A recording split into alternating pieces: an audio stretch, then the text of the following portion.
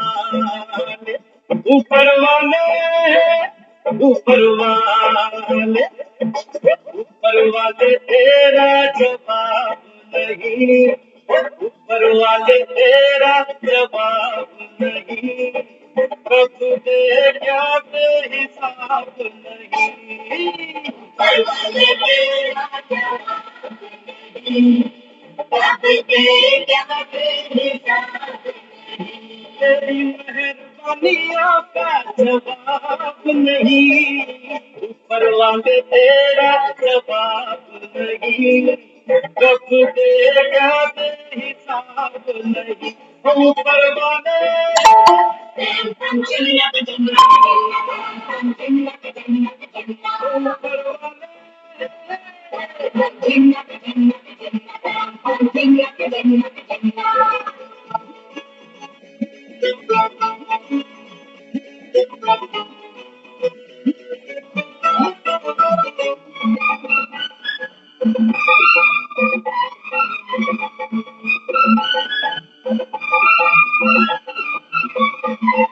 मुझको बीवी का प्यार दिया, जन्नत जैसा घर बार दिया, मुझको बीवी का प्यार दिया, जन्नत जैसा घर बार दिया, हर हाल में खुश रहता है तू, दरिया की तरह बहता है तू, और तुम नहीं आप में, अरे तो बेटों का बाप में, इससे बड़ा कोई किताब नहीं, ऊपर वाले तेरा जवाब नहीं, कब दे क्या बेहिसाब नहीं, ऊपर वाले,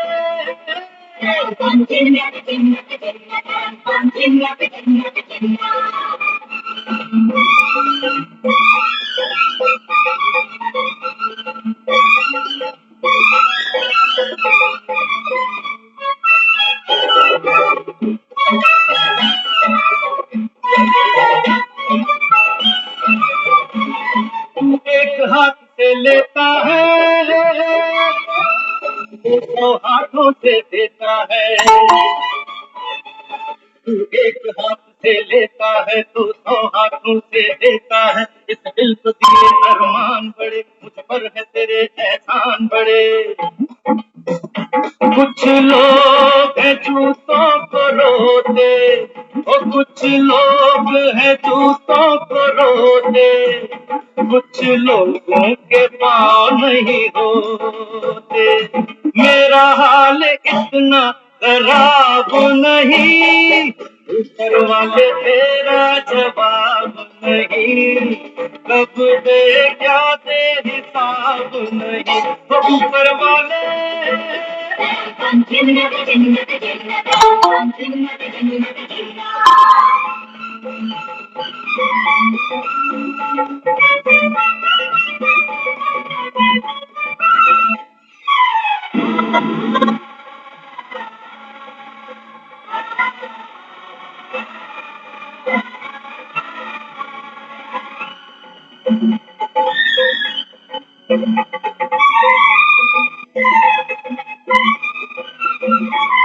तारीफ करूं तेरी कैसे,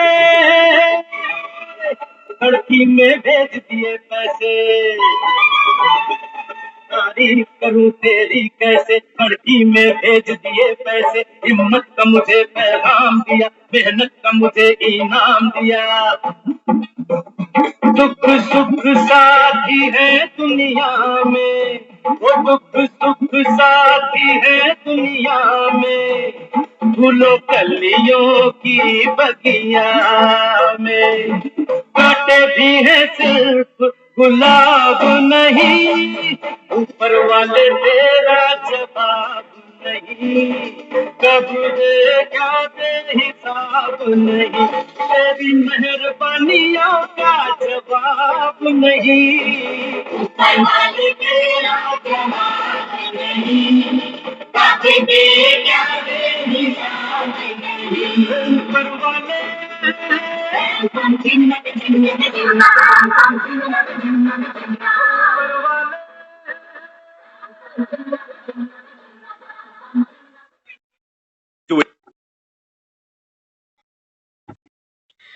ओम शांति सभी को। ओम शांति। ऊपर वाले तेरा जवाब नहीं।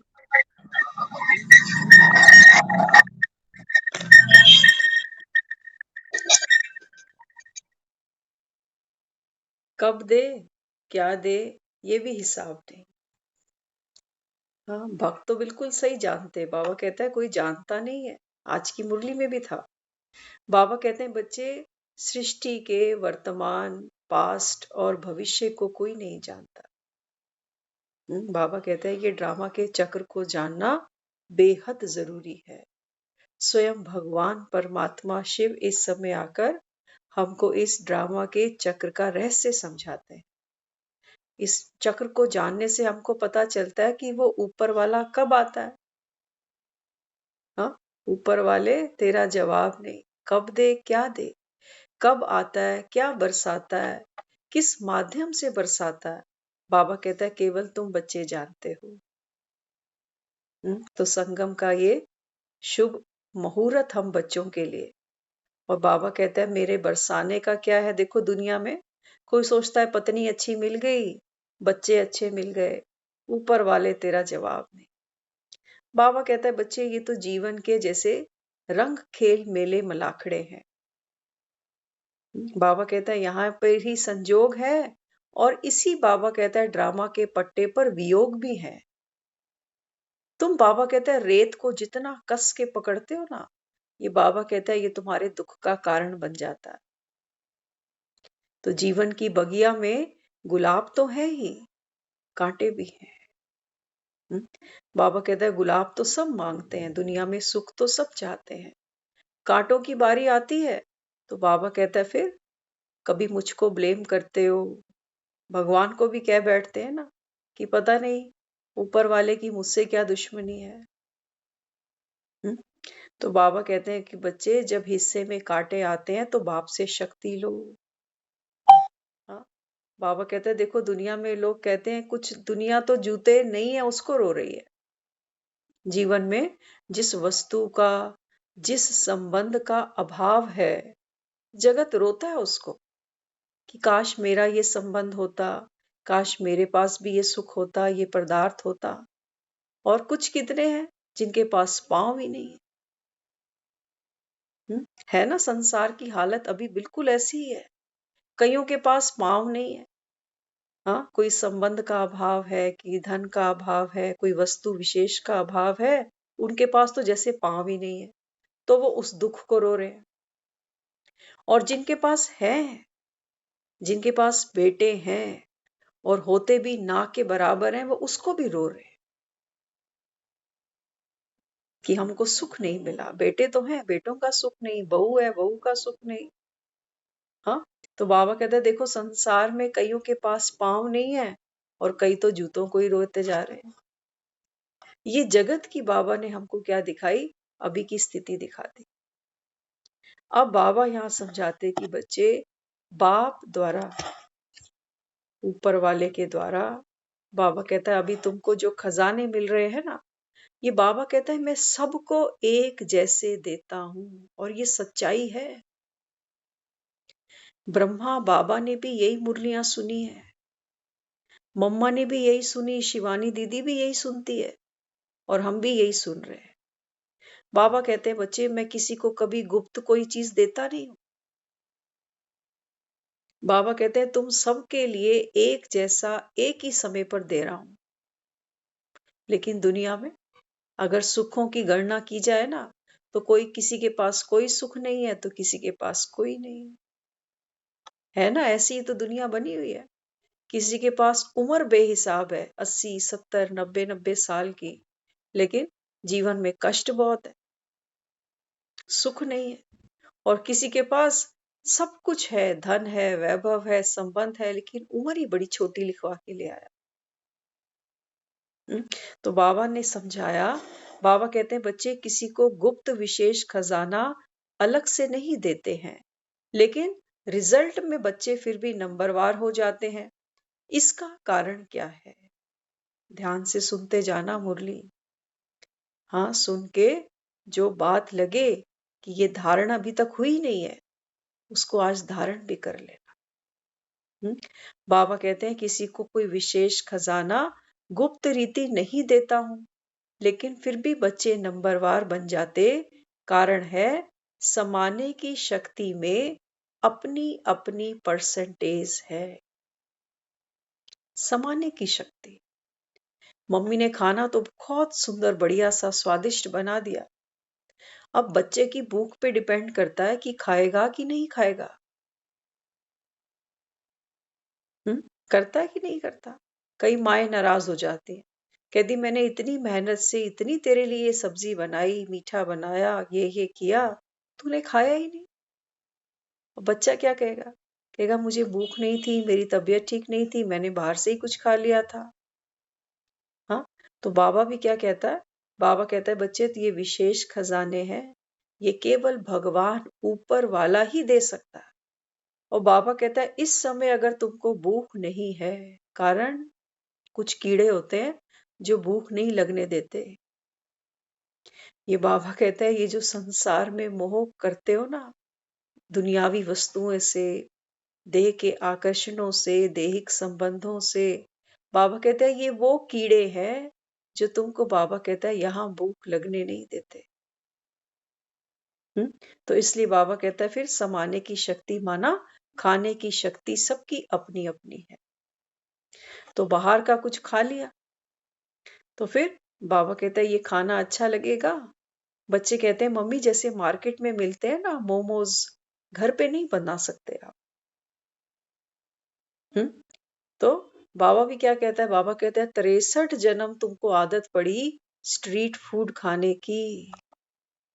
इसकी बातें उसकी बातें, यहाँ बैठे वहां बैठे, 2-4 घंटे वहां टाइम पास कर दिया, 2-4 घंटे यहाँ टाइम पास कर दिया।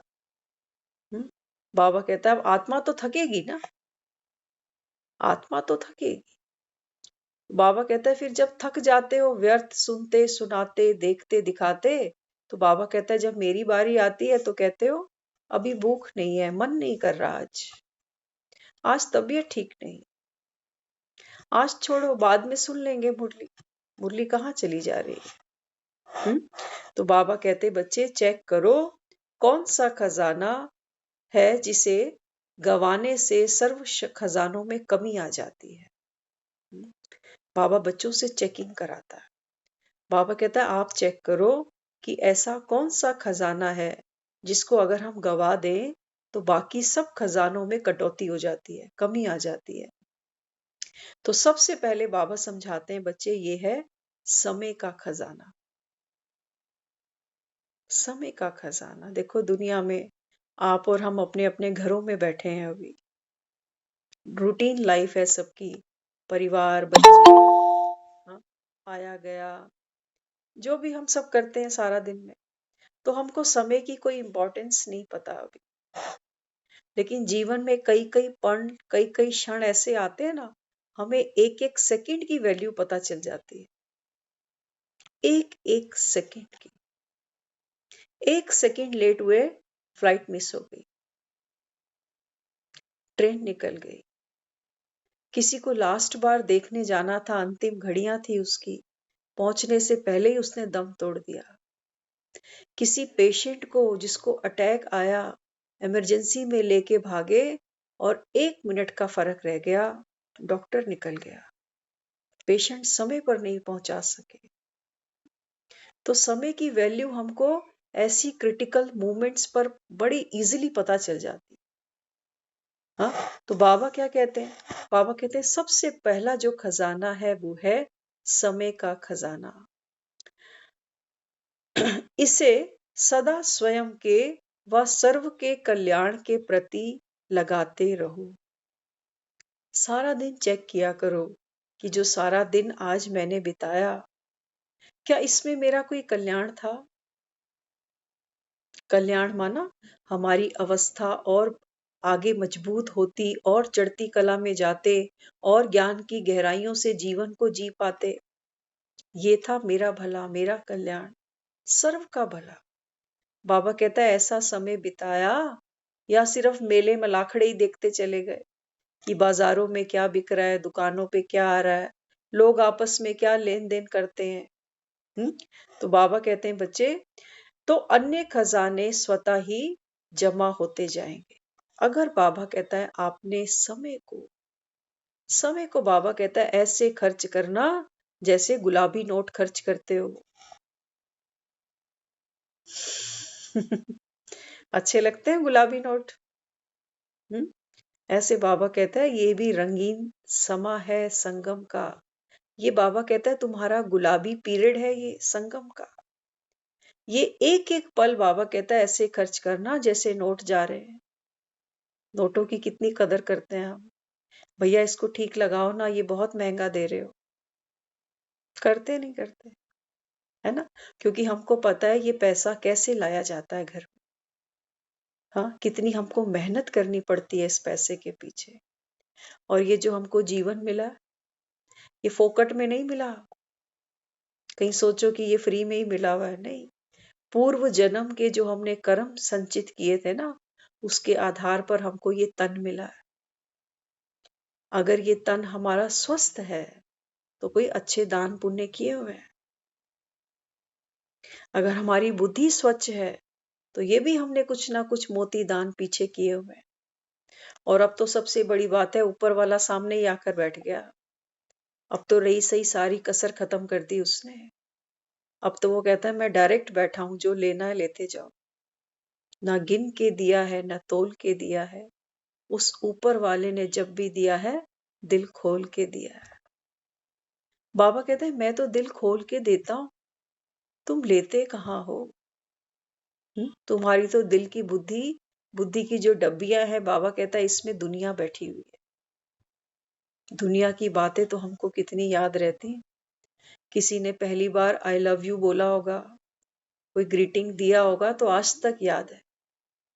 कौन से कलर का ग्रीटिंग था, क्या लिखा था। हम्म? तो बाबा कहते हैं बच्चे, साकारी दुनिया को याद करना, और उसमें भी व्यर्थ में बाबा कहता है जब तुम जाते हो ना, तो ये बुद्धि तुम्हारी मलिन होती जाती है। तो बाबा कहता है देखो, जो पवित्र चीज होती है ना, गंदे पतीले में तो हम दूध भी नहीं लेते। क्या भाव है दूध का? 70 रुपए 80 रुपए किलो। वो भी हम एक जूठे बर्तन में नहीं डलवाते। दूध वाले बर्तन में भी नहीं डलवाते। कहते ये कल का बासा दूध है, इसमें मिक्स नहीं करो ताजा दूध। तो बाबा यहाँ समझाते बच्चे, अगर समय के खजाने को आपने समझा संभाला तो बाबा कहता है बाकी खजाने स्वतः जमा होते जाएंगे। संकल्प का खजाना, नेक्स्ट खजाना, पहला समय का, अब संकल्प का। संकल्प के खजाने में सदा कल्याणकारी भावना के आधार पर पदों की कमाई हो सकती है। एक एक सेकंड बाबा कहता है, क्योंकि मन है ना, मन तो बाबा कहता है उसका स्वभाव है घोड़े के जैसे दौड़ना। दौड़ता जाता है वो, कभी इसके बारे में सोचेगा, कभी उसके बारे में सोचेगा। जिन लोगों को नहीं भी जानता, राह चलतों को, उनके बारे में भी विचार करने लगता है। तो बाबा कहता है ये जो संकल्पों का खजाना है ना, बाबा कहता है इसमें, इस खजाने में सदा कल्याणकारी भावना के आधार पर, देखो दुनिया में भी लोग कहते हैं जो पैसा कमाओ ना वो हक की कमाई हो। कहते हैं ना लोग, हक की कमाई खाओ, खून पसीने की कमाई खाओ, खैरात मांग कर नहीं खाओ। तो बाबा ये जो हमारी कमाई है ना, ये है संकल्पों की कमाई।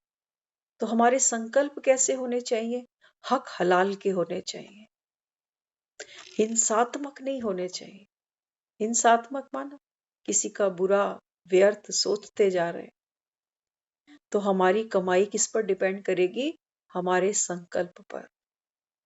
और दुनिया में तो हम काम करके नोट कमाते हैं ना, कोई 8 घंटे मेहनत करता है, कोई 12 घंटे, कोई 18 घंटे।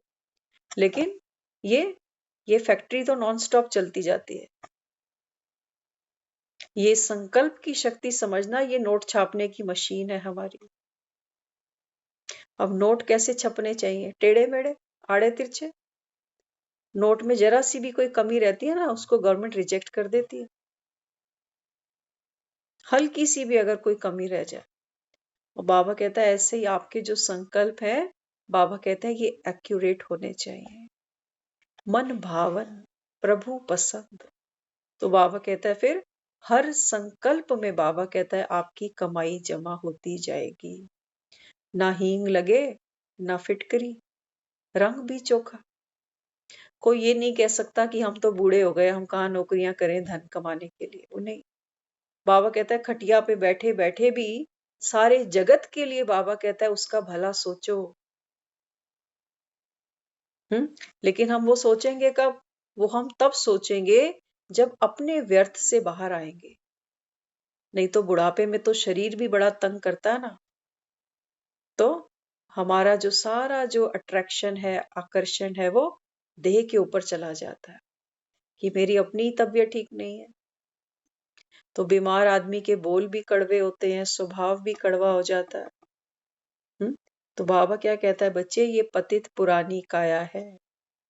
बाबा कहता है विघन आएगा।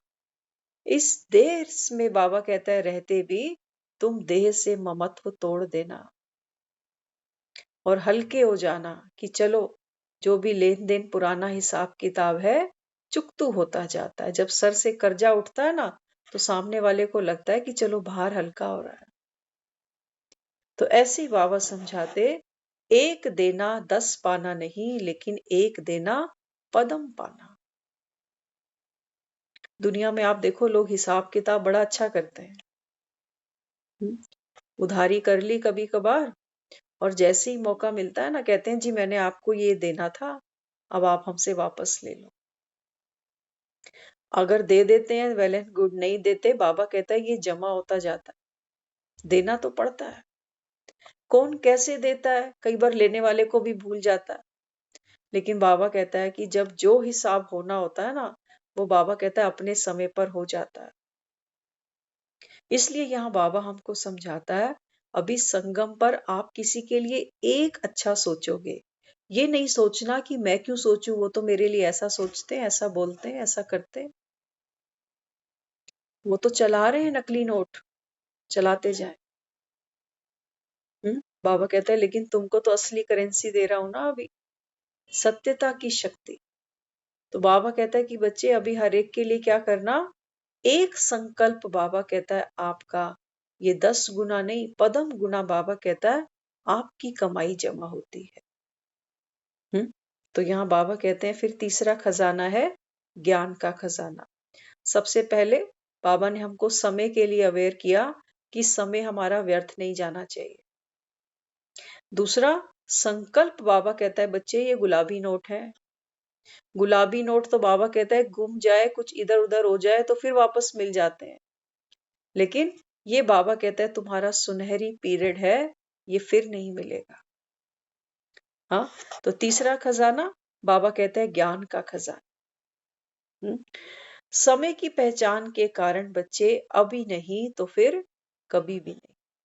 ये नॉलेज हमको वो ऊपर वाला अभी आकर देता है जिसको दुनिया कहती है तेरा जवाब नहीं, कब दे क्या दे के हिसाब नहीं। तो वो हमको पंखे, बाइक, प्रॉपर्टी, प्लॉट ये सब नहीं देता। वो हमको ज्ञान का खजाना लाकर देता क्योंकि वो स्वयं ज्ञान का सागर। तो बाबा कहते हैं कि बच्चे ज्ञान का खजाना है ना, अभी तुमको समय की पहचान मिली कि इस समय स्वयं भगवान आकर पर काया में प्रवेश करके हम बच्चों को ये ज्ञान के खजाने लुटा रहा है। लूट सको तो लूटो। तो बाबा कहते हैं फिर अगर अभी नहीं तो फिर कभी नहीं। आज की रोटी हम कल पे छोड़ नहीं देते कि आज रहने दो कल खा लेंगे, करते। बीमार भी होते हैं ना तो भी लोग कहते हैं चल थोड़ा सा दलिया ही खा के सो जा, सूप पी के सो जा, लेकिन खाली पेट नहीं सोना। तो बाबा कहते हैं कि बच्चे अगर अभी नहीं तो कभी नहीं। बाबा कहते हैं मैं तुमको भर भर के दे रहा हूं, तो तुम लेने में क्यों कंजूसी करते हो, क्यों कंजूसी करते हो? पता नहीं, आपने अनुभव किया ही होगा जरूर, पता नहीं कौन सी मुरली में ऐसा क्या हमारे सामने आ जाए जो हमारे जीवन में हमारे दुख, हमारे रोने हमसे छूट जाएं। किस मुरली में वो हमको क्या दे के चला जाए। इसलिए बाबा यहाँ समझाते, जब देंगे तो भविष्य में अनेक जन्म की प्राप्ति होती जाएगी। ये ज्ञान का खजाना, बाबा कहते हैं, इससे आपके 21 जन्मों की प्रारब्ध बन रही है। एक जन्म के लिए हम कितनी मेहनत करते हैं, अगर हिसाब लगाओगे ना, तो उस एक जन्म में मुश्किल से मुश्किल, अब जो समय आ चुका सृष्टि पर, किसी के पास होंगे 10 साल, किसी के पास 15, किसी के पास 20, वो भी पता नहीं समय ऐसा आएगा भी कि नहीं आएगा, पल का तो भरोसा नहीं। एक जन्म के लिए जो बचा खुचा समय हमारा, पता नहीं घंटों का है, हफ्तों का है, महीनों का है या वर्षों का है, कोई कुछ नहीं कह सकता। हम कितनी मेहनत करते हैं। हम सुबह उठते ही किसके लिए हैं? अपनी जिम्मेवारियों के लिए, अपनी चिंताओं के लिए, अपने परिवार के लिए। हम्म और बाबा कहता है, 21 जन्म के लिए तुम उठे कभी? कभी सुबह उठते तुमको ये संकल्प आया कि 21 जन्मों के लिए भी तो कमाई करनी है? या मुरली को भी हमने एक दिनचर्या का हिस्सा बना डाला कि ठीक है, आया होगा तो चलो सुनते रहते हैं मुरली भी, कौन जाने सच्ची बात हो। हम्म तो बाबा यहाँ समझाते, फिर चौथा खजाना, श्वासों का खजाना। तो बाबा कहते हैं, बच्चे, समय के महत्व प्रमाण एक का पदम गुणा या बनने के समय समझने से, व्यर्थ श्वासों को सफल बनाने की स्मृति से, श्रेष्ठ कर्मों का खाता व संस्कार रूप में बना हुआ खजाना स्वतः भरता जाता है। श्वासों का खजाना, कहते हैं श्वास कहीं नहीं बिकते। आप किसी को ब्लड डोनेट कर सकते हो, आप किसी को हार्ट किडनी दे सकते हो, लेकिन श्वास से आप किसी को नहीं दे सकते। दे सकते हो? नहीं दे सकते। बाबा कहते हैं, बच्चे, एक एक जो श्वास है ना, बाबा कहते हैं इसके अंदर श्वासों श्वास, भक्ति में भी लोग कहते थे, सांसों की माला पे सिमरू में पी का नाम। बाबा कहता है, ये एक एक श्वास संगम पर आपका कितना अमोलक है, क्योंकि ये संगम का समय, बाबा कहता है, आपका हीरा जन्म है। और हीरा जन्म हमारा क्यों है? क्योंकि बाबा कहता है, अभी तुम भगवान के बच्चे बने हो, भगवान ने तुमको अपना बनाया है। बाबा कहता है, अब है तुम्हारा हीरा जन्म, और हीरा सारा दिन ये मिट्टी में ही दबा पड़ा है, ये धूल हटती ही नहीं, याद आती ही नहीं। हाँ, हम दो और हमारे दो। तो बाबा यहाँ समझाते, बच्चे, श्वासों के खजाने को सफल करना है। कैसे? बाबा कहते हैं, बच्चे, व्यर्थ सांसों को सफल बनाने की स्मृति। व्यर्थ सांसें कहाँ जाती? कहते हैं, किसी ने एक बार, देखो, बहुत भक्ति में लोगों ने बहुत कुछ किया। एक बार किसी ने बताया था, 24 घंटे में उसने अपने श्वासों को काउंट किया होगा। हमने एक बार इसके ऊपर बहुत बुद्धि दौड़ाई थी कि अगर हमको कोई बोले कि 24 घंटे में अपने श्वास गिनने हैं, तो फिर हमने जब सोचा कि 24 घंटे पॉसिबल नहीं है, सिर्फ 1 घंटा, 1 घंटा अगर अपने आप श्वासों को काउंट कर लोगे ना, उसको फिर 24 से मल्टीप्लाई कर दो। तो उसने जब वो काउंटिंग करी, तो बताया कि 24,000 श्वास हम रोज लेते हैं। माना 24,000 रुपए। रुपए तो बहुत छोटी सी बात है। देखो, श्वास तो मिलते नहीं ना बाजार में, लेकिन एक एग्जाम्पल के तौर पे लगा लो कि अगर एक पिता अपने बच्चे को 24,000 रुपए कैश रोज दे दे कि जाओ कुछ अच्छा व्यापार करो, अब वो बच्चा क्या करे? 24,000 की सुद्धि नहीं कौन सी जेब में पड़े हुए हैं, गिरते गिरते कहीं निकल गए, किसी ने उधार मांग लिए, क्या लिया, क्या दिया, क्या खपाया। शाम को घर आया, पापा ने बोला, क्या किया 24,000 का? हमारे पास कोई जवाब नहीं हुआ। ऐसे ही हमारे ये जो श्वास है ना, ये हम कहाँ कहाँ खपाते हैं। किसी ने बोला यहाँ आ जाओ, चलो जी वहां चल पड़ दिए, हमारे पास तो समय ही है और है क्या, चलो टाइम पास कराते हैं। उस समय हमको कभी भी याद नहीं आती कि मैं कौन हूँ, ये संगम मेरा जीवन है। ये उन आत्माओं के लिए संगम नहीं है, आत्मा और परमात्मा का। वो टाइम पास करेंगी अभी, क्योंकि संसार में दुख बहुत है ना, तो दुखों को भूलने के लिए लोग शॉपिंग करते हैं, मॉल्स में जाते हैं, खाना खाते हैं, इसकी उसकी करते हैं। क्या करें, अब टाइम पास तो करना है थोड़ी सी देर के लिए, परेशानियों को भूलने के लिए ये सब करना है उनको। हम भी उसका हिस्सा बन जाएं तो हमारी कोई कमाई होगी। हम तो ऐसे कितने लोगों को जानते हैं, हाँ, जहां काम करते हैं, देखते हैं उन लोगों को। वो लोग किस मिट्टी से बने, उनको उस समय अपना खाना, परिवार, बच्चे कुछ भी याद नहीं आता। अपनी हेल्थ के ऊपर भी वो लोग ज्यादा अटेंशन नहीं दे पाते। वो कहते हैं देखो काम जरूरी है, ये काम बन जाएगा, रोटी खा लेंगे बाद में। कहाँ जा रही है रोटी? और मजे की बात तो ये है, उनको भूख लगती भी कहाँ है। हम तो उनको सोचते हैं, मैंने कहा आप तो लगता है सोलर पे चलते हो जैसे, थोड़ी सी देर धूप में बैठ गए, भर गई एनर्जी। तो क्या है वहां पर? विनाशी कमाई के पीछे भी लोगों ने कितनी शिद्दत से मेहनत की है। और हम यहाँ क्या करते हैं? हम क्या कर रहे हैं यहाँ पर? हाँ, तो बाबा यहाँ समझाते बच्चे, व्यर्थ श्वासों को भी सफल करो, श्रेष्ठ कर्मों का खाता व संस्कार रूप में बना हुआ खजाना स्वतः भरता जाएगा। बाबा कहता है जो आपके श्रेष्ठ कर्म होंगे, जो बाबा कहता है उन श्रेष्ठ कर्मों से जो संस्कार बनते हैं, बाबा कहता है ये खजाना तुम्हारा ऑटोमेटिक भरता जाए। लेकिन बशर्ते हमको इतनी वैल्यू तो हो अपने श्वासों की, समय की, संकल्पों की, तब तो बाबा कहता है तुम कमाई करो। अब ये छुट्टियां आती है ना, होली की छुट्टियां आ रही हैं, अभी 3-4 छुट्टियां आएंगी, तो लोग छुट्टी नहीं मना रहे वहां पर। वो बिजनेस के लिए कहीं पहले से ही बाहर जा रहे हैं कि ये काम रुका हुआ था, 3-4 दिन में ये कंप्लीट हो जाएगा। वो इतना समय को मैनेजमेंट करते हैं अपना। और हम क्या करते हैं? हम क्या करते हैं? हम ये करते हैं कि सुबह क्या बनाना, करते हैं ना, कि सुबह ये चीज बनाने में ज्यादा टाइम खपेगा, इसलिए अभी से तैयारी करके रख दो। हमारा ये मैनेजमेंट परफेक्ट है। पता नहीं सुबह होगी कि नहीं, देखेंगे कि नहीं, सुबह के क्या हालात होंगे, क्या नहीं होंगे, कुछ नहीं जानते। लेकिन फिर भी मेहनत तो करते हैं। अपना व्रत भी होता है ना, तो भी माँ उठ के बच्चों के लिए जरूर बना देती है कि मेरा व्रत है, मेरे बच्चे तो खाएंगे।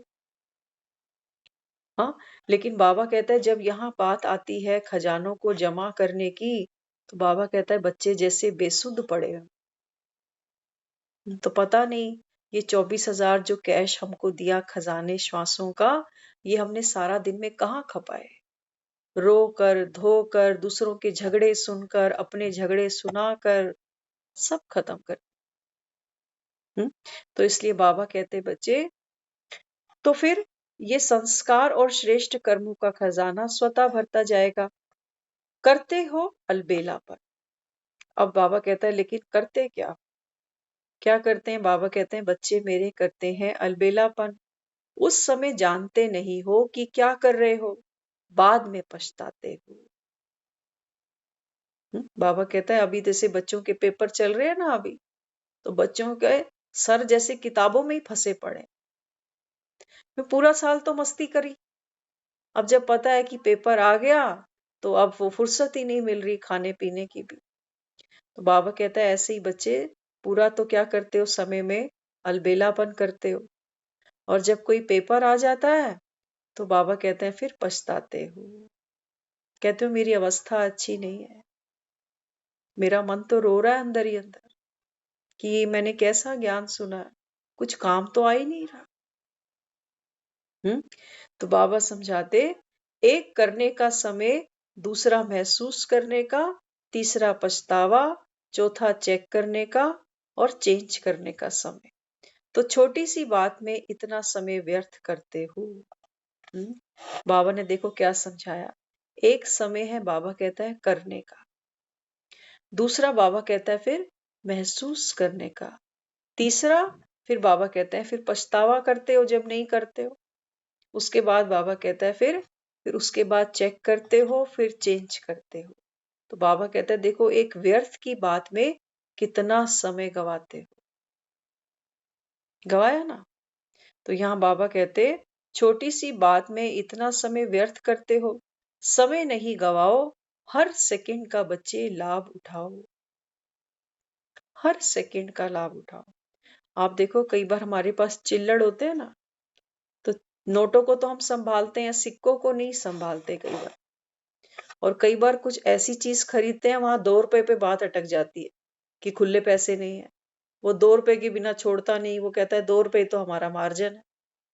उस समय हमको एहसास होता है कि वो 2 का सिक्का होता तो फटाफट ये काम निपट जाता। तो बाबा कहता है बच्चे एक एक सेकंड का तुमको लाभ उठाना है। हाँ, अगर आपके पास में 99 रुपए होंगे ना, 1 रुपया कम होगा, आप उसको 100 रुपए नहीं कह सकते, क्योंकि 1 रुपया कम है। ऐसे ही बाबा भी समझाता, बाबा कहता है एक एक सेकंड की वैल्यू जानो। हम्म तो आगे फिर बाबा कहते हैं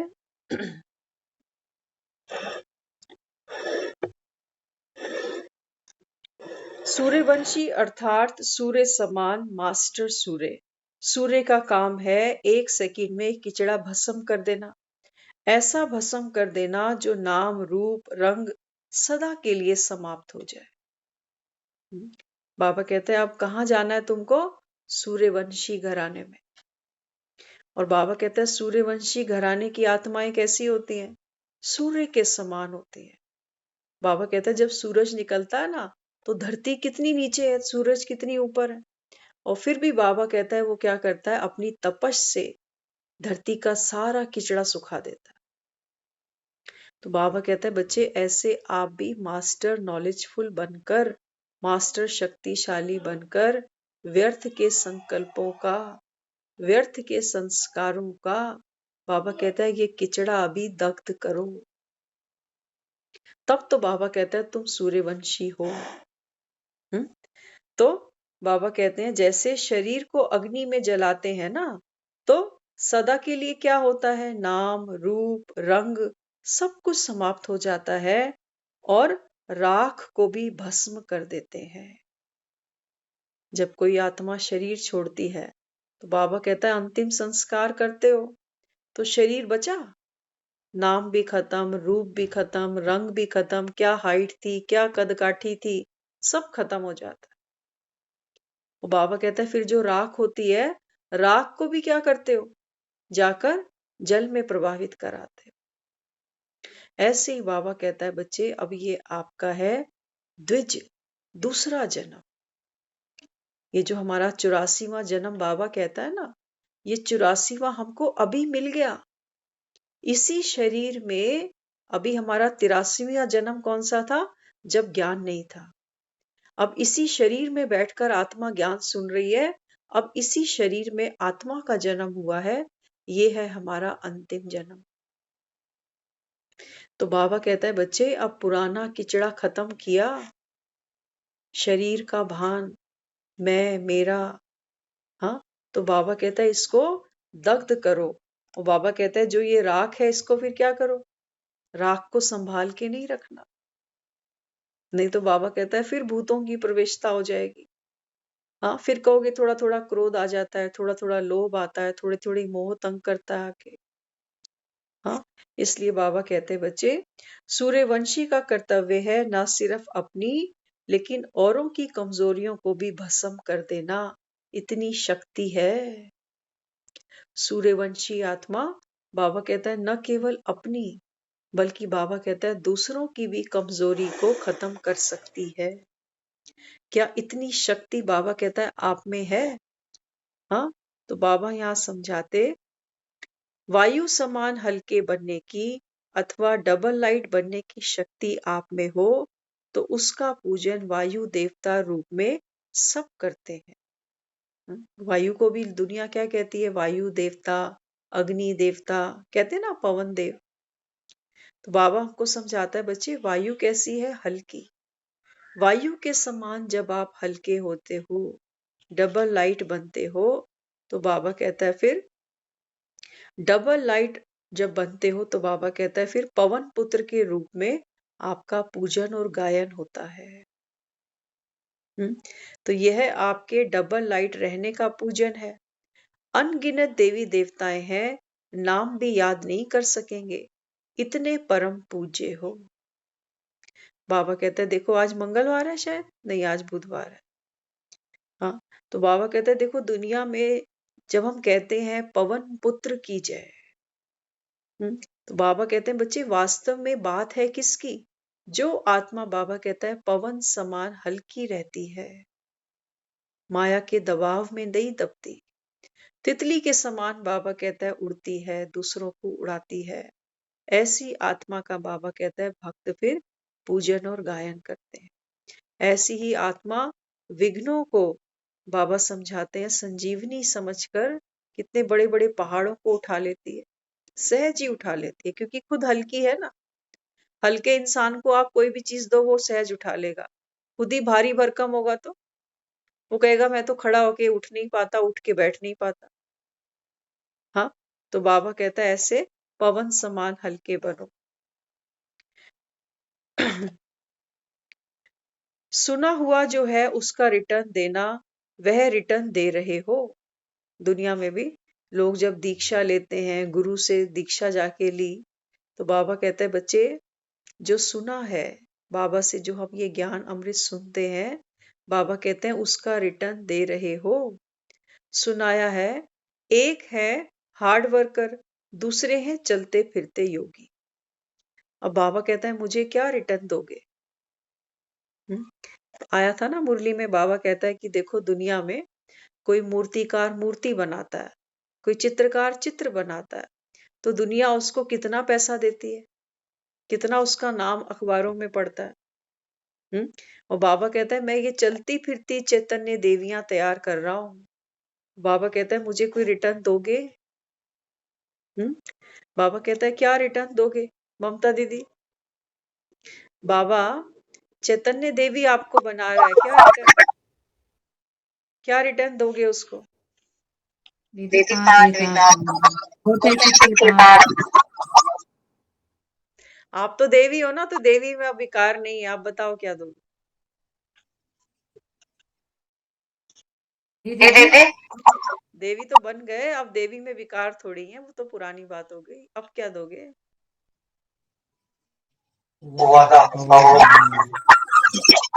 भाई जी कुछ कह रहे हैं पीछे से, भाई जी कुछ दे रहे हैं। बाबू को ना भूलने का वादा। बाबा को ना भूलने का वादा। हाँ, तो देखो बाबा समझाते, बाबा कहते हैं बच्चे जो सुना आपने उसका रिटर्न देना, वह रिटर्न दे रहे हो। सुनाया है ना, एक होता है हार्ड वर्कर और दूसरा होता है चलते फिरते योगी। जैसे हार्ड वर्क करते समय शरीर हलचल में होता, वैसे स्थिति भी हलचल में होती है। काम अच्छा करते हो, कर्तव्य की महिमा तो सब करते हैं, लेकिन कर्तव्य के साथ स्थिति की भी सब महिमा करें। संगम पर कार्य का फल अतीन्द्रिय सुख है, समीपता का लाभ समान बन करके दिखाना है। बाबा कहते कि बच्चे अभी रिटर्न क्या देना बाप को? बाबा समझाते, बाबा कहते हैं तुम्हारा ये दिल है ना, जिस दिल में बाबा कहते हैं तुमने कलयुग बसाया है, बाबा कहते हैं ये दिल बस एक मुझे दे दो, भले इसके 1000 टुकड़े हुए पड़े हैं कोई बात नहीं। बाबा कहता है अब दिल बाप को दे दो तो चल, क्योंकि जो चीज दिल में होती है ना वो याद की नहीं जाती, उससे वायदा नहीं किया जाता कि हम आपको कभी नहीं भूलेंगे, कभी नहीं छोड़ेंगे। दिल धड़कना बंद कर दिया है तो जिंदगी खत्म हो जाती है। तो बाबा कहता है तुम्हारे दिल में मैं बैठ जाऊं बस, और बाबा कहता है मुझे कुछ चाहिए नहीं। हाँ, तो बाबा यहाँ समझाते देखो कर्तव्य तो दुनिया करती है, मेहनत तो सभी कर रहे हैं ना, कोई ज्ञान को ना भी सुने, कर्म तो फिर भी सबको करने पड़ेंगे। लेकिन बाबा कहता है कर्मों की तो महिमा दुनिया करती है। हाँ, कि इसने ये इतना अच्छा काम इतना महान करके दिखाया, लेकिन बाबा कहता है मैं तुमसे क्या रिटर्न चाहता हूँ, तुमसे ये रिटर्न चाहता हूं कि तुम्हारे कर्म के साथ साथ तुम्हारी स्थिति की महिमा हो। कि बात तो बहुत बड़ी आई थी, लेकिन इनकी स्थिति पावरफुल थी। बोल पावरफुल होना ये तो दुनिया कर लेती है, दिल अंदर से रो रहा होता है, ऊपर से लोग दिखाते हैं दमखम कि कोई बात नहीं। अंदर अंदर रात भर नींद नहीं आती, कोई नुकसान हो जाता है पैसे का, सोचते रहते हैं, सोचते रहते हैं। हाँ, तो बाबा कहता है बच्चे मुझे तुम्हारी स्थिति पावरफुल चाहिए, और स्थिति उनकी पावरफुल होगी। बाबा कहते हैं जब ये गाने गाते हो ना, हाँ, कि किसी के पास जूता नहीं है, वो जूते को रो रहा है, और किसी के पास तो पाँव भी नहीं है, और मैं फिर भी इनसे अच्छा हूं कि मेरी हालत इतनी खस्ता भी नहीं है। तो बाबा कहता है ड्रामा के अंदर जो भी भावी आपके सामने आती है, बाबा कहता है इसको सहज स्वीकार कर लो। इसमें बाबा कहता है कोई कमी है नहीं। तुमको दिखती है, बाबा कहता है वो और बात है। वो दिखती किस वजह से है? बाबा कहता है क्योंकि तुम ड्रामा के आदि मध्य अंत को तो पहचानते हो कि जो हो रहा है वो श्रेष्ठ ही है, क्योंकि प्रभु पसंद ड्रामा है। लेकिन बाबा कहता है इस ड्रामा में जो कल्याण छिपा हुआ है ना, वो बाबा कहता है तुम्हारे सामने जल्दी नहीं आता, क्योंकि हमारी स्थिति उतनी, हमारा विजन उतना क्लियर नहीं है। तो यहाँ बाबा भी समझाते, बाबा कहते हैं बच्चे संगम का जो ये समय है ये कौन सा है? अतीन्द्रिय सुख में बाबा कहता है झूला। आज की मुरली में था ना वरदान, खुश नसीब वो आत्मा। बाबा कहता है जो बाप की परमात्म प्यार के झूले में झूलती है। वो बाबा कहता है लेकिन आपको क्या करना पड़ेगा? बैलेंस आना चाहिए। ज्ञान और योग की रस्सियां बाबा कहता है मजबूत हो। आप देखते हो कभी कभी कई कई लोग झूलों पे बैठते हैं ना, पार्क में भी झूले लगे होते हैं, तो किसी भारी भरकम को बैठने नहीं देते। कहते हैं ये बच्चों का झूला है, आप उठो यहाँ से, ये टूट जाएगा। अब आप सोचो, हमारा मन अगर भारी हो, कोई बोझ है जो मन को खा रहा है, तो हम परमात्म प्यार के झूले में नहीं बैठ सकते, वो टूटेगा। इसलिए हमारा लाइट बनना जरूरी है। तो बाबा कहता है ज्ञान की और योग की रस्सियां बराबर हों। तब बाबा कहता है आप हल्के रहोगे। और वो जो तख्त होता है ना झूले का, हम्म, बाबा कहता है वो क्या है? बाबा कहता है वो है बाप का दिल तख्त। माया बाबा कहता है तुमको बार बार इस झूले से नीचे गिराती है कि इधर आ, तेरी हिम्मत कैसे हो गई? हाँ, इतनी घर में जिम्मेवारियां, इतनी चिंताएं, और तुम यहाँ आराम से बेड पर बैठ के अंगूर खा रहे हो। होता है ऐसे? हम्म ऐसे ही बाबा कहता है बच्चे ये जो व्यर्थ है ना, ये तुमको चैन लेने नहीं देता, और हमको आदत पड़ गई कोलू का बैल बनने की। अब एक ही काम हो सकता है, देखो कर्म तो करने पड़ेंगे। हाँ, कल की मुरली सुनना ध्यान से, बाबा ने कर्म कूटने के ऊपर बात समझाई है। बाबा कहता है बच्चे कर्म करते अगर आपकी स्थिति हल्की है, खुशनुमा है, तो बाबा कहता है ये कर्म आपके लिए श्रेष्ठ कर्म बन जाएंगे। ये कर्म बाबा कहता है आपके लिए पूजा बन जाएंगे। अगर कोई भी कर्म करते हुए हम लाइट हैं, अंदर से सुख है, वो भार नहीं मान रहे, तो बाबा कहता है आपकी स्थिति की महिमा है। कर्मों की तो दुनिया करती है, देखो बेचारी सारा दिन में कितना काम करती है, नाश्ता भी बनाती है, लंच भी, डिनर भी, घर भी, बच्चे, परिवार, कपड़े, बर्तन सब देखती है। कर्म तो हम कर ही रहे हैं, और उसमें भी रोज रोज हमारी कौन प्रशंसा करे? अब गृहस्थी में तो यही काम होंगे। लेकिन महिमावान बाबा कहता है तुम तब बनते हो जब तुम्हारी स्थिति, बाबा कहता है, कर्म करते हलचल में ना आए।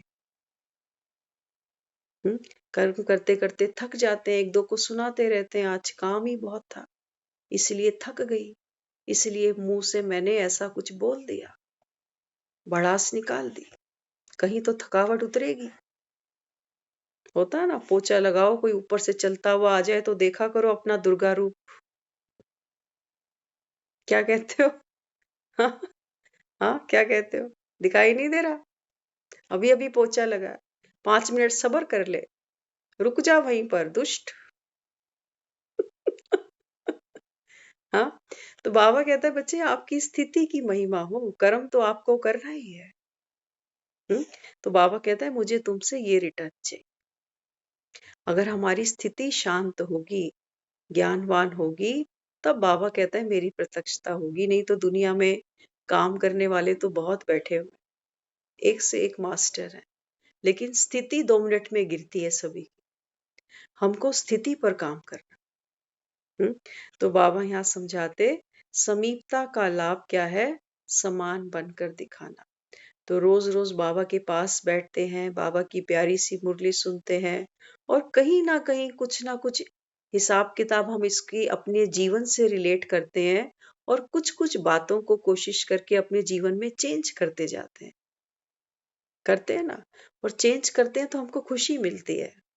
और हम तो कई बार बाबा को ये कहते हैं, बाबा शुक्र है आपने जीना सिखा दिया, नहीं तो हम तो खपते खपते मर जाते हैं यहाँ पर। करते भी सब कुछ और कहते भी तो हैं, सब कुछ कर रहे हैं, किसने मेडल पहनाने हैं हमको, कहते हैं ना, कह देते हैं। कहते हैं यहाँ कितना भी कर लो, किसी ने मेडल थोड़ी पहनाना है, कोई आकर धन्यवाद भी नहीं करता, कमियां और निकाल देते हैं, चाय में चीनी कम थी, कम वक्तो चीनी का डब्बा पड़ा है जाके मिला लो।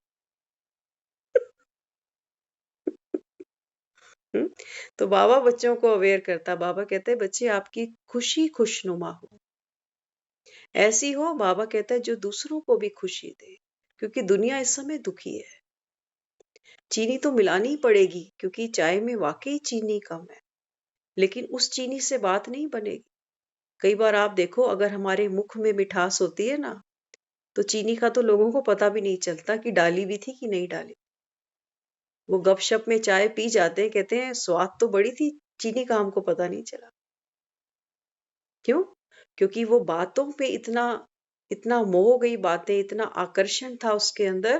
कहते हैं हमको तो रोटी का भी पता नहीं, लेकिन मजा बहुत आया, क्योंकि मन आत्मा उस समय संतुष्ट भरपूर होती है ना, तो वो ये नमक मिर्च मसालों में नहीं जाती जा। तभी तो दिखाते हैं कि जो कृष्ण है वो विदुर के घर में साग खा रहा है, दुर्योधन के 56 भोगों को त्याग करके।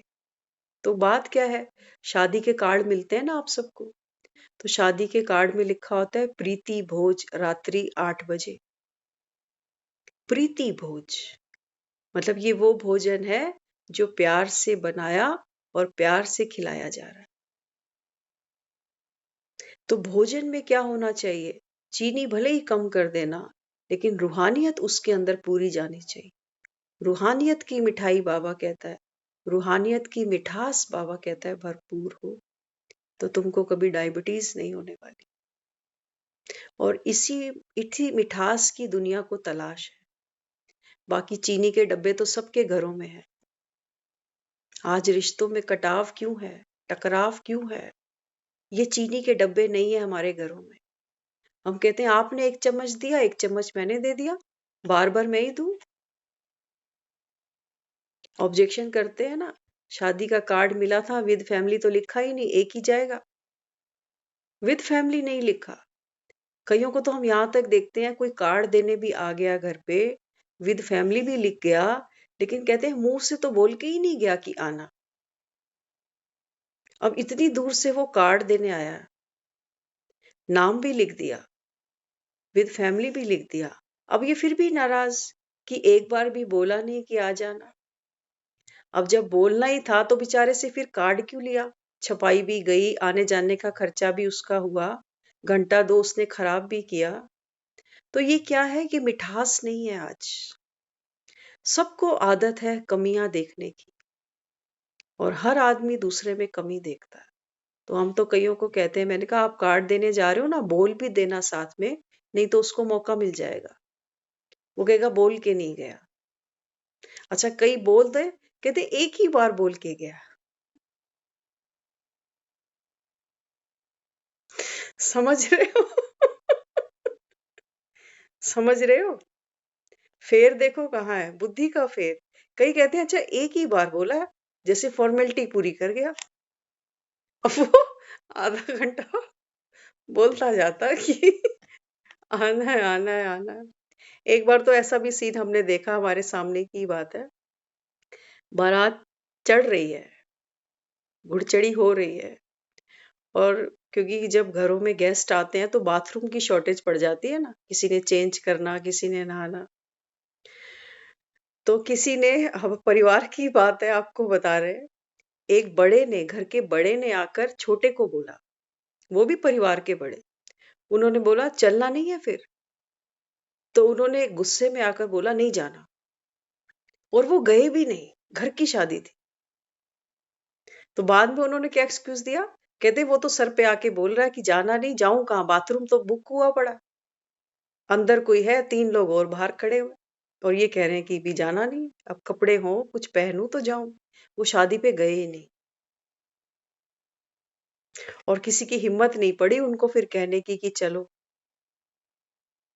ये है आज के इंसान की जो माइंड स्टेज बताता है ना बाबा, वो ये है। तो इसी वजह से रिश्तों में आज बिखराव है। अगला आदमी हमारी हर बात के अंदर कोई ना कोई कमी ढूंढेगा, उसका संस्कार बन गया वो। हाँ, तो बाबा कहता है ना, बच्चे तुम अभी क्या करो, संस्कारों की रास खेलो, बाप से शक्ति लो। बाबा कहता है तुम तो बड़ी दिल के बाप के बच्चे हो, बड़ी दिल वाले हो। बाबा कहता है ये दुनिया की छोटी छोटी बातों को दिल पे नहीं लगाओ। हाँ, तो इसलिए बाबा कहता है बच्चे सबको सुख देना। आज की मुरली में एक बहुत प्यारी बाबा ने टचिंग कराई है। बाबा कहता है, एक तो सुनना ध्यान से, रोज बाबा कहता है मीठे बच्चे, मीठे बच्चे। मीठे बच्चे का मतलब सिर्फ ये नहीं होता कि हम दूसरे से चुकनी चुपड़ी बातें करें, रिस्पेक्ट दे, सम्मान दे। इसको मीठा बनना नहीं कहता बाबा। मीठा बनना माना, बाबा कहता है पहले इनसे न्यारे बनो। सबसे पहले बाबा कहता है इनको आत्मा देखो। अब बाबा कहता है अब बोलो इनसे, आत्मा बिंदु बनकर बाबा कहता है बोलो, न्यारे बनो। तब बाबा कहता है मीठे बनोगे। नहीं तो हम क्या करते हैं, किसी की उम्र ज्यादा है उसको रिस्पेक्ट दे दिया, छोटा बच्चा है तो चल तू ऐसे ही राजी हो जा, है ना। तो मीठा बनना माना पहले न्यारे हो जाना। जैसे भगवान क्यों मीठा लगता है सबको, क्योंकि वो जगत से न्यारा है, तभी दुनिया को प्यारा लगता है। ये है मीठा बनना। तो मीठा सिर्फ बोलों की बात नहीं है, ये हमारी स्थिति की बात है। फिर दूसरी, बाबा कहता है कि बच्चे तुम किसी को नाराज नहीं करना। अब हम क्या करें, दुनिया की तो आदत है नाराज होने की। कार्ड ना दो तो कहते हैं व्हाट्सअप कर दिया, अच्छा कार्ड देने जाओ तो कहते हैं बोला नहीं, बोलो तो कहते हैं एक ही बार बोला। क्या करेंगे ऐसों का। हाँ, तो बाबा कहता है कि बच्चे नाराज ना होना, ना किसी को करना, उसका एक ही फॉर्मूला है। बाबा कहता है किसी से भी अपेक्षा नहीं रखो, एक बाप के सिवा। तो बाबा कहता है फिर आप भी मुक्त हो गए, जब किसी से अपेक्षा ही नहीं तो फिर नाराजगी कैसी, है ना। अब नाराजगी का जो मेन जो कारण बनता है वो बनता है अपेक्षा। बेटे ऐसे होने चाहिए, बेटी ऐसे, पत्नी ऐसे, पड़ोसी ऐसे, बहू ऐसे।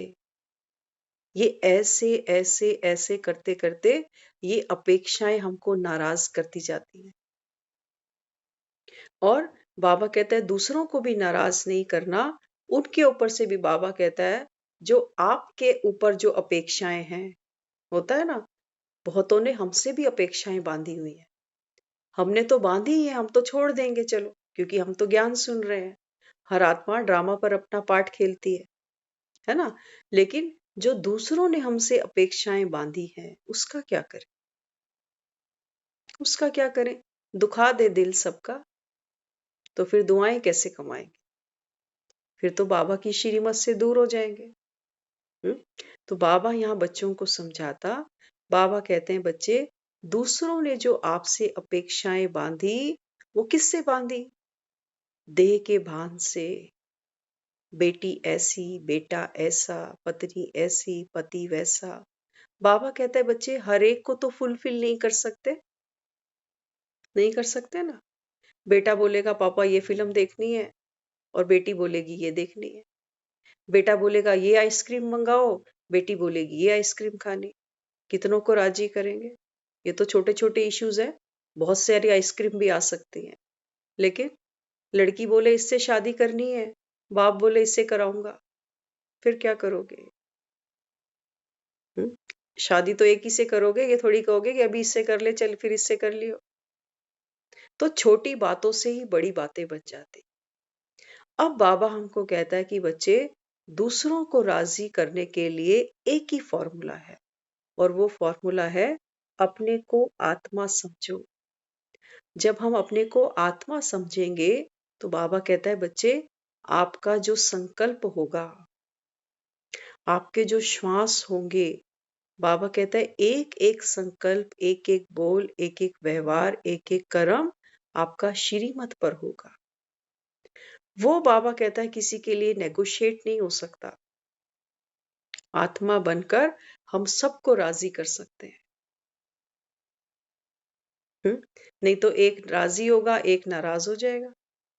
एक की बात रखेंगे, कहेंगे अच्छा आप तो उसकी बात ही मानते हो, मेरी तो मानते ही नहीं हो। यही तो घरों में चलता है। पत्नी कहती है मेरी तो मानते नहीं, माँ की ही मानता है ये। माँ कहती है मेरी सुनता ही नहीं, बीवी की आई है तो बीवी का ही सुनता है अब तो ये। तो कहाँ जाए बेचारा। इसलिए बाबा कहता है बच्चे, अपने को आत्मा जानकर, आत्मा क्या करेगी? बाबा कहता है आत्मा सबको आत्मा देखेगी। यही तो बाबा कहता है जो देह का भान है ना, बाबा कहता है ये सबसे बड़ा विकार है तुम्हारा। जब सबको आत्मा देखोगे, सबके लिए बाबा कहता है आप प्रेम स्वरूप हो, सबको सहयोग दोगे, सबको दुआएं दोगे। नहीं तो किसी को देखकर इरिटेशन होगी, कोई लगेगा ये मेरी बात मानता नहीं, कोई किसी के लिए सोचोगे ये मुझसे भी ज्यादा होशियार बनता है, मेरे से पूछता ही नहीं है। तो ये सब जितने भी संकल्प चलते हैं, ये माया हमको व्यर्थ के गड्ढे में ले जाती है। बदलना किसी ने भी नहीं होता। हर कोई अपने अपने अपनी सोच के अकॉर्डिंग जीवन में काम करता है। लेकिन जब बाबा हम बच्चों को ज्ञानवान बनाता, नॉलेजफुल बनाता, बाबा कहता है बच्चे आपका हर कर्म समझ पर हो। इसके लिए बाबा हमको कहता है कि बच्चे ज्ञान और योग की रस्सियां मजबूत रखना। तब बाबा कहता है आप खुश नसीब आत्मा बनते हो। और बाबा का ये वरदान है। बाबा कहता है बच्चे वरदान लेने के पात्र बनना। वो तो लुटा ही रहा है। बाबा कहते हैं तुम पात्र बनना। तो कोई कुछ देता है ना, हम बहुत प्यार से संभाल के रखते हैं अमानत के तौर पर। कोई देखो जीवन में कोई छोटी सी भी चीज हमको उपहार देता है ना, हम बहुत उसको जतन से संभाल के रखते हैं कि ये फलाने ने दिया हुआ है। और भगवान हमको वरदान दे रहा है, तो बाबा कहता है बुद्धि की डब्बी में इनको धारण करो। तब बाबा कहता है ये वरदान तुमको फल देंगे। बीज होता है वो मिट्टी में गिराया जाता है, तब वो वृक्ष बनता है। अगर वृक्ष लाकर आप बीज को पकड़कर आपने एक डब्बे में बंद कर दिया, वो कभी फल नहीं देने। तो बाबा कहता है यहाँ बुद्धि में इसको दबाओ। इसको बाबा कहता है ज्ञान के छींटे दो, योग की धूप दो। तब बाबा कहता है ये वृक्ष बनकर तुमको छाया देगा, ये संस्कार बनेगा तुम्हारा। वृक्ष छाया देता है, वृक्ष फल देता है। हाँ, ऐसे ही बाबा कहता है ये एक एक संस्कार तुम्हारी छाया बनेगी, छाया बनकर तुमको सुख दे देगा। फल बनकर बाबा कहता है 21 जन्मों का तुमको सुख दे देगा। लेकिन मेहनत अभी बाबा कहता है तुमको करनी पड़ेगी। तो ये मेहनत हमारी बरकरार रहे। इसी तरीके से ज्ञान और योग की रस्सियां पकड़ते पकड़ते हम भव से पार उतर जाए। तो बाबा इन खजानों से बच्चों को भरपूर करता, और बच्चों की भी ड्यूटी बनती है कि खजानों को बढ़ाते चले। ओम शांति।